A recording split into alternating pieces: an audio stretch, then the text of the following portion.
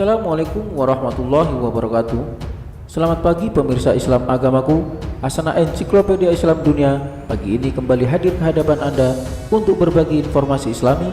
Semoga menginspirasi dan menjadi motivasi aktivitas Anda hari ini. Pemirsa Hasanah, uji nyali atau menguji keberanian di tempat-tempat angker tentu menjadi sebuah fenomena yang terus bergulir di masyarakat Indonesia. Hal-hal yang berbau mistis juga masih mendapatkan hati para penonton televisi dan media sosial. Motivasi orang untuk menguji nyalinya pun beragam. Ada yang hanya ingin sekedar merasakan dunia gaib, ada juga yang ingin melihat langsung makhluk halus atau lazim disebut dengan penampakan, atau hanya murni ingin menguji keberanian ketika berhadapan dengan jin ataupun penampakan jin. Cara yang dilakukan pun beragam agar para penguji nyali ini mendapatkan apa yang mereka mau, mulai dari berdiam diri di suatu tempat yang angker sampai dengan menangkap jin agar memunculkan wujudnya. Sebenarnya bagaimanakah pandangan Islam mengenai hal ini? Alam jin memang merupakan alam tersendiri yang bukan alam manusia dan bukan pula alam malaikat. Dari bentuk fisiknya, pandangan mata manusia tak mampu melihatnya. Itulah sebabnya mereka dinamakan jin, dikarenakan ketertutupan fisiknya dari pandangan mata manusia. Di dalam Al-Quran Allah berfirman, "Sesungguhnya ia dan pengikut-pengikutnya melihat kamu dari suatu tempat yang kamu tidak bisa melihat mereka." Al-Quran Surah Al-A'raf ayat 27. Lantas kenapa dari sebagian orang yang mencoba mencari penampakan jin pernah berhasil melihat jin atau wujud yang ditampakkan jin tersebut? Menukil dari Al-Hafidz Ibnu Hajar, beliau berkata bahwa jin yang terlihat oleh manusia adalah murni karena kehendak jin tersebut, bukan atas keinginan manusia. Memang tidak ada dalil yang jelas mengenai aktivitas uji nyali atau jin untuk mewujudkan diri sendiri. Tetapi yang perlu kita ingat adalah Allah menciptakan jin dengan tujuan yang sama seperti Allah menciptakan manusia. Allah berfirman, "Dan aku tidak menciptakan jin dan manusia melainkan supaya mereka beribadah kepadaku." Al-Quran Surah Al-Zariyat ayat 56. Kemudian dalam sebuah hadis Rasul menyebutkan jin kepada para sahabat adalah saudara yang juga beriman kepada Allah. Dari Abu Hurairah radhiyallahu anhu, beliau bercerita bahwasanya ia pernah membawakan kepada Nabi Shallallahu alaihi wasallam wadah berisi air wudhu dan untuk istinja beliau. Ketika ia membawanya, Nabi Shallallahu alaihi wasallam bertanya, "Siapa ini?" "Saya Abu Hurairah." Lalu Nabi Shallallahu alaihi wasallam meminta carikan beberapa buah batu untuk kugunakan bersuci, dan jangan bawakan kepadaku tulang dan kotoran. Abu Hurairah berkata, "Kemudian aku mendatangi beliau dengan membawakan beberapa buah batu dengan ujung baju hingga aku meletakkannya di samping beliau, dan aku berlalu pergi. Ketika beliau selesai buang hajat, aku pun berjalan menghampiri beliau dan bertanya, 'Ada apa dengan tulang dan kotoran?' Beliau bersabda, 'Tulang dan kotoran merupakan makanan jin. Keduanya termasuk makanan jin. Aku pernah didatangi rombongan utusan jin dari daerah Nasibin, dan mereka adalah sebaik-baik jin. Mereka meminta bekal kepadaku, lalu aku berdoa kepada Allah untuk mereka agar setiap kali mereka melewati tulang dan kotoran, mereka mendapatkan makanan padanya." Hadis riwayat Bukhari. Dalam hadis lain dari Abdullah bin Mas'ud radhiyallahu anhu, Rasulullah sallallahu alaihi wasallam bersabda, "Janganlah kalian beristinja membersihkan kotoran pada dubur dengan kotoran, dan jangan pula jalan tulang karena keduanya merupakan bekal bagi saudara kalian dari kalangan jin." Hadis riwayat Tirmidzi. Jika demikian, tentu dalam proses mencari jin mereka akan dipertemukan dalam dua kemungkinan, melihat jin kafir atau melihat jin mukmin.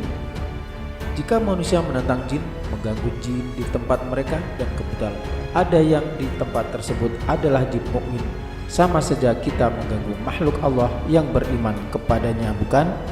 Lalu apa seharusnya yang kita lakukan? Tentu saja adalah menelaah kembali apakah kegiatan uji nyali mencari hantu atau menangkap jin ini memberikan manfaat kepada kita. Apakah dengan melihat jin semakin menambah ketakwaan kita kepada Allah? Jika jin juga makhluk seperti manusia, dan jin yang kita lihat tidak kita ketahui kesalahannya, bisa jadi dia jin urakan jin nakal kemudian berpura-pura soleh di hadapan manusia.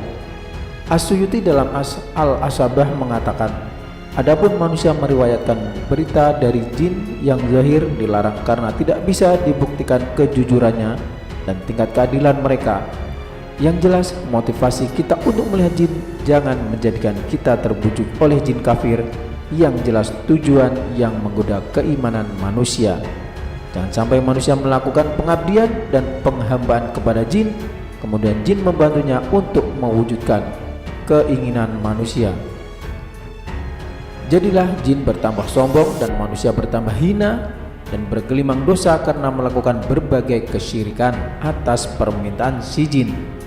Inilah yang diakui oleh jin sebagaimana yang Allah ceritakan di surah Al-Jin, bahwa ada beberapa orang laki-laki di antara manusia meminta perlindungan kepada beberapa laki-laki di antara jin, maka jin-jin itu menambah bagi mereka dosa dan kesalahan.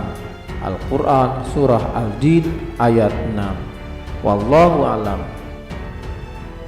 Seharusnya yang kita lakukan tentu saja adalah menelaah kembali apakah kegiatan uji nyali mencari hantu atau menangkap jin ini memberikan manfaat kepada kita.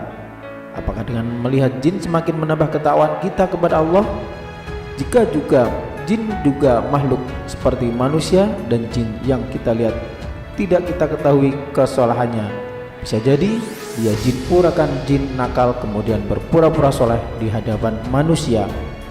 As-Suyuti dalam Al-Asabah mengatakan, adapun manusia meriwayatkan berita dari jin yang zahir dilarang karena tidak bisa dibuktikan kejujurannya dan tingkat keadilan mereka.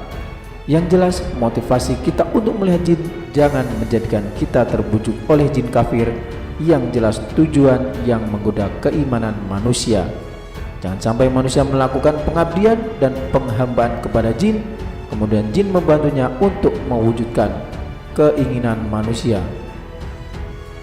Jadilah jin bertambah sombong dan manusia bertambah hina dan bergelimang dosa karena melakukan berbagai kesyirikan atas permintaan si jin.